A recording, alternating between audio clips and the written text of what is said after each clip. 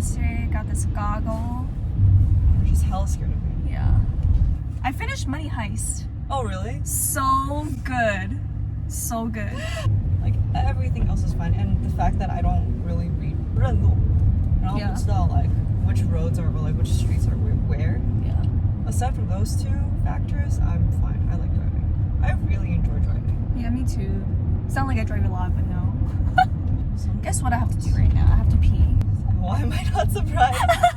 I need to get over. I need a pedicure. Alright guys, I'm gonna gear up because I'm gonna go downstairs to get our food. Hongshen. I think it's right. Yeah, it's right here. So she's gonna go drive around so the cops won't say anything, and I'm gonna go downstairs to get our food. Order pasta, salad, cake, and let me show you guys Avenue. Isn't it so cute? Alright, downstairs.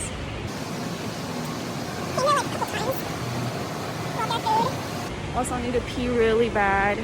At least there's only 31 cases. Yeah. 跟美国比起来是什么东西啊？小数字一个。好香哦。Smells so good. 说我吗？没有啊，没有啊。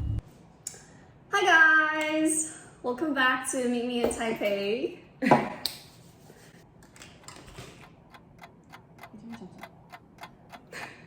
有问题是同学，还是要再去尿尿。 Hi guys, welcome back to Meet Me in Taipei. This is Jacqueline. This is Janice. And so today we're doing our very last episode on season 4. We're doing like a small mukbang, and I'll show you guys the video at the end of the video, the tiny video that I just filmed. So today our topic is life in Taiwan. So topics that you should avoid, especially when you're in Taiwan, because it is a more conservative country, I would say. So what do you think, Janice? LGBTQ community, like Really? the gays, lesbians, for the older generation, they're slowly accepting it, the fact that they're like gays and lesbians and like queer. But a lot of them still don't really understand, like they don't think that they're normal. Like when they talk about it, a lot of times they're gonna be like, oh, 就是不正常啊，只是他是 gay, like I'm okay, 只是有点不正常，不是正常人, like not normal people. So that's one of the topics that I think the older generation is still kind of like iffy about. What do you think? I think so, because like I feel like my parents, like if I told them that, oh, I am a lesbian, I feel like they're probably gonna disown me or something. They're more conservative, so I don't think they can handle that. And I usually avoid like politics, especially in Taiwan. I like China as well. You know, like you should never talk about. Yeah, that's my next point actually, because I feel like a lot of the times that we should bring up China, because it's such a big part in like not just like Taiwan economics, but the entire world, because they're such a big power, and as much as a lot of us don't want to like kind of admit it, we're still tied to them economically, politically, and like just culturally.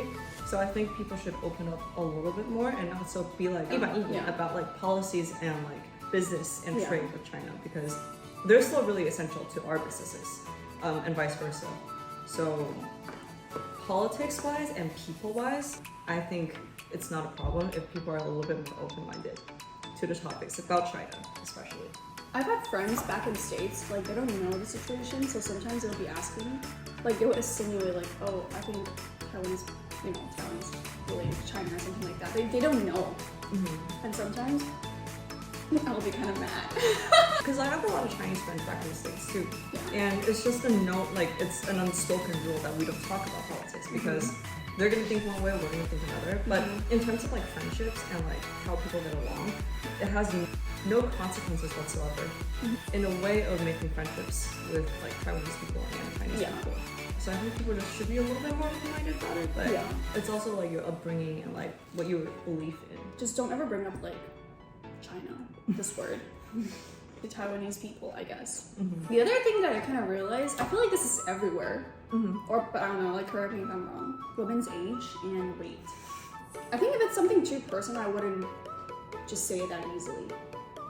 Yeah. Especially like me, I don't want to say my age anymore. I stopped growing after 25. The older you get for women especially, I do understand that like pressure to not talk about your age. So I can only imagine like for example, in the dating pool, when you're like in your late 30s or like early 40s, you definitely don't want to say your age. Men have like, or just anywhere else in the world technically, have the liberty to say things when they're older because they're deemed more like professional, more successful, etc. So definitely an age, not a woman's age or age. I've had guys like ask me my age and they're just like, oh, we can Oh, also like the income, the salaries and income. It's still a very like taboo topic to talk about, especially like old corporations in Taiwan. Yeah. Since they're a little bit more traditional. So like the hierarchy of corporations, it's very much so like climb the ladder and not more compared to like Western companies, where they're a lot more like lenient and managers are your friends, etc., etc. There's a lot of banter coming around, but in Taiwan, it's very much so like I am your boss, you listen to me, and we're not, you know, like there's no lines to be crossed. It's very traditional in Taiwan. So. Yeah, but honestly, I feel like this is some kind of topic that I wouldn't ask people. Because that's so personal. Like, why would you want to invade someone's privacy? Like, even in States, like, I wouldn't ask, like, what's your annual income? Yeah. That's also like a very big. A lot of people are saying, for example, that the reason why we're not talking about it is because people don't have equal pay, and that we should talk about it because that way you know what your worth is, and you know that you're not being like subjected. Because, for example, the same positions of a man and a woman. Are you about to cry? I know. That's all. Positions held by a man and a woman can have very different salaries way back then. But because that people are talking about it now, a lot of women are also standing up for themselves saying like, oh, like why don't I have the same like salary as the guy?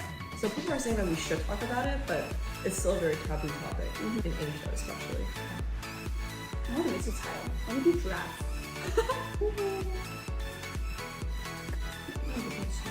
I'm usually the kind of person that when I'm eating, I like coffee. Me too. People in Taiwan are mainly very like humble. So I think talking about like your family or like what your parents do, it's also kind of like taboo. A lot of the times when we get older, we're assumed to talk about or like take care of our parents. And that's becoming less and less well known because kids are like, 就是出国念书啊，出国工作. So it's like, that's also a pretty interesting topic to talk about. So what do you guys think? Is there anything that you shouldn't be saying in your country? So what are the things that you should say in Taiwan that people care so much that they prefer you to speak about it? That's a great question. Food? Oh, food. People talk about food a lot. Celebrity gossip? A lot of people talk about celebrity gossip. But like, sure. You so kind. Whatever's going on in the news cycle. For example, people will not stop talking about COVID and vaccines. Like at the same time, there's so many other things that you guys can care about and talk about. So whatever's going on in the news right now, we'll tend to talk about that. What about the things that we should avoid back in America? Trump, definitely Trump. Yeah. America likes to talk about anything. So. Yeah, feel free to anything. The issues within America. No American has ever brought up issues about America. They acknowledge it. They talk about like racism, George Floyd, etc., etc. But like the deep-rooted issues, nobody really talks about. Anything that will insult freedom of speech or gun violence. Right. I wrote an essay about that before. Now that I remember. Abortion.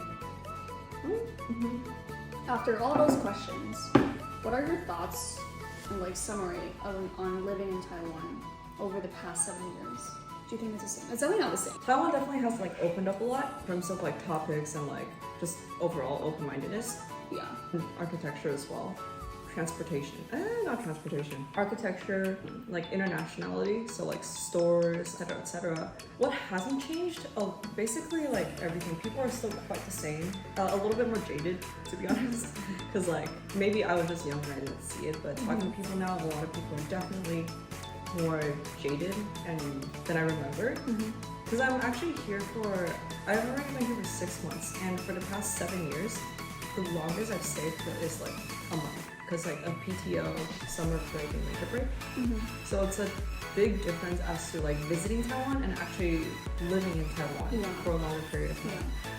kind of thing that we're into, like, especially from COVID, I also see a lot of people like struggling.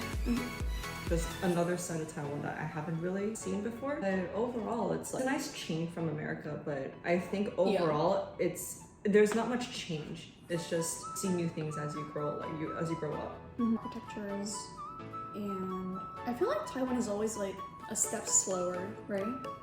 Compared to whom? Compared to, I'd say like Europe or America, like those foreign countries. I'm not sure why. Just like in fashion sense and everything.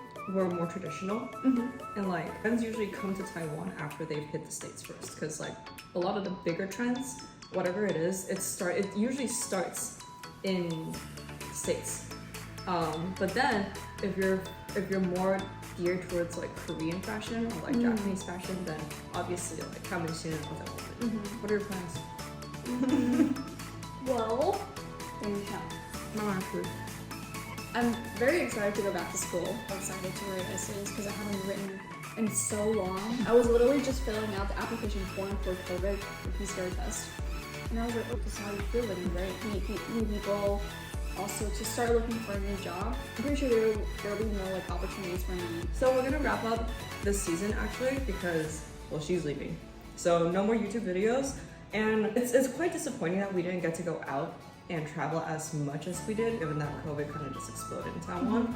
But hopefully when I go back, we'll be able to film a little bit more together. But we're gonna just continue doing our podcast. Yeah. But at the same time, it's episode 51, 52, 53, instead of like season 1, season 2, season 3, because that's a little bit easier to kind of like catch up. Keep tuning in. And the next episode will be back on podcast. And we'll be talking about some of the questions on our Google Forms. Later on, we'll talk about like other kinds of topics, such as like news, thoughts, and just continue what we were doing before we started YouTube. Last time in a while that you're gonna see us together. Yeah. Anyway. Feel free to drop in any sorts of topics that you guys are interested. Well, please just keep them coming, and we'll see you guys on the 19th of July. Back to our podcast. And That's the Taiwan time. Yeah, that's Taiwan time. And then we'll just keep you guys updated through our IG. Yes! We're gonna continue eating like pigs. So I'll see you guys soon. Again, thank you for listening. My name is Janice. And this is Jacqueline. And I'll see you guys next week on Taipei. Salute! Salute! Bye bye.